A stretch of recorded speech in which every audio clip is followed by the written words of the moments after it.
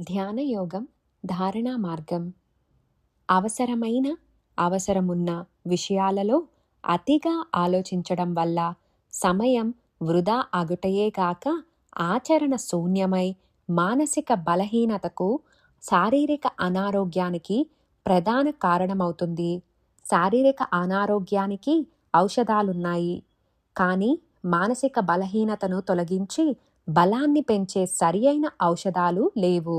నీ మనస్సు ఇప్పుడు ఎక్కడ ఉందో తెలుసా? ఎప్పుడు ఎక్కడ ఉంటుందో చెప్పగలవా? నీ మనస్సు గురించి నీకే తెలియదు. నీ మనస్సును నీవైపే తిప్పుకో. నీ మనస్సును ఎవరైనా లాక్కుంటే ఏం చేస్తావు? బుజ్జగించి, బ్రతిమలాడి లేదా బెదిరించి, కోపగించి, వినకపోతే దండించి తెచ్చుకుంటావా? లేదా అదే విధంగా నీ మనస్సును పంచభూతాలతో కూడిన ప్రపంచమే లాక్కుంటుంటే చూస్తూ ఊరుకుంటావా? ఏదో విధంగా నీ మనస్సును నీ వద్దనే భద్రంగా ఉండే ప్రయత్నం చేయి. ఆలస్యం చేయకు.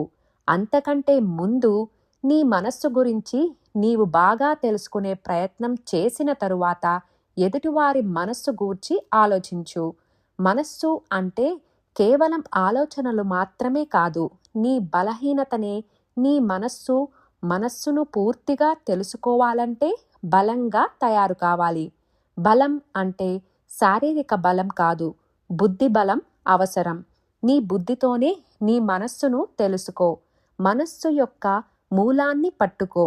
నీవు చెప్పినట్లు మనస్సు వినాలా? మనస్సు చెప్పినట్లు నీవు వింటావా? ఒకసారి బాగా ఆలోచించు.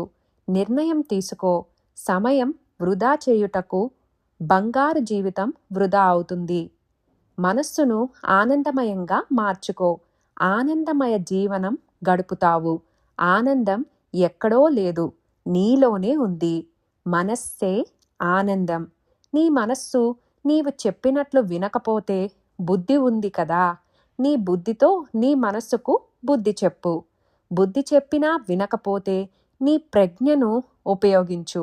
ప్రజ్ఞ అంటే తెలివి. ప్రజ్ఞ వల్ల కూడా సాధ్యం కాకపోతే జ్ఞానంతో ప్రయత్నించు. నీ వద్ద ఉన్న జ్ఞానంతో కుదరకపోతే జ్ఞానులైన గురువును ఆశ్రయించు.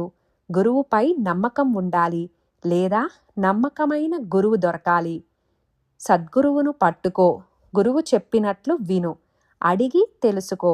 సందేహాలు నివారణ చేసుకో. గురువు చెప్పినవి తూచా తప్పకుండా ఆచరించు. అప్పుడు నీ మనస్సు తప్పక వింటుంది. ఖచ్చితంగా ఆనందాన్ని అనుభవిస్తావు. ధ్యానప్రస్థం.